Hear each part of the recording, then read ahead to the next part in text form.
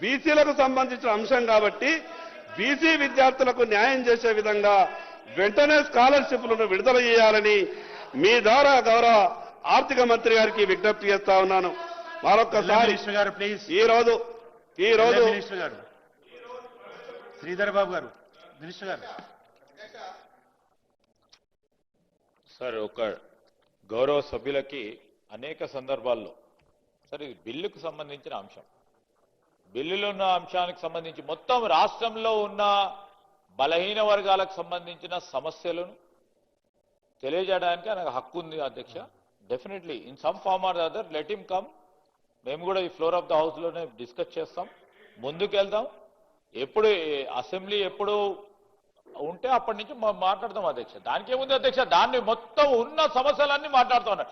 అవన్నీ సవరణ చేయడానికే కదా.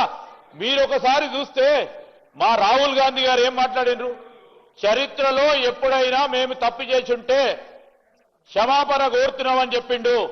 అంత పెద్ద హృదయంతో మా రాహుల్ గాంధీ గారు మాట్లాడుతూ ఉంటే మీ నాయకుడు మరి మాట్లాడాల్సిన అవసరం ఉంది కదా. బలహీన వర్గాల గురించి మీ దగ్గర ఉన్నప్పుడు రాజ్యాంగ సవరణ చేసి తీసుకొచ్చే అంశం వారి చేతిలో ఉన్నప్పుడు ఇంకా మాట్లాడుతూ ఉన్నారు అధ్యక్ష. దయచేసి నేను బిల్లుకు సంబంధించి ఇప్పటికే చాలా సమయమైంది అధ్యక్ష, ముఖ్యమైన మరి డిస్కషన్స్ కూడా ఉన్నాయి. దానికి సంబంధించి 15 రోజులుగా సార్ మేము చెప్పాం. మేము నేను ఈరోజు చెప్తా ఉన్నాం, అన్ని సమస్యలను చర్చించడానికి ప్రభుత్వం తరఫున మేము సిద్ధంగా ఉన్నాం. ఎక్కడ కూడా మేము ఎన్ని రోజులు పెడితే అన్ని రోజులు పెట్టడానికి మేము అవకాశం ఇవ్వాలని కూడా మేము కూడా కోరుతా ఉన్నాం. బీఎస్సీలో నిర్ణయం జరుగుతుంది. సో మేము చెప్తా ఉన్నాం అధ్యక్ష, ఇవేవైనా డిస్కషన్స్ ఉంటే తర్వాత వారికి ఏమైనా సమస్యలు ఉంటే ఆ సమస్యల విషయంలో కూడా ప్రతి ఒక్క సబ్జెక్టుకు సంబంధించి కూడా మాట్లాడతాం అధ్యక్ష. ఇది బిల్లుకు సంబంధించింది.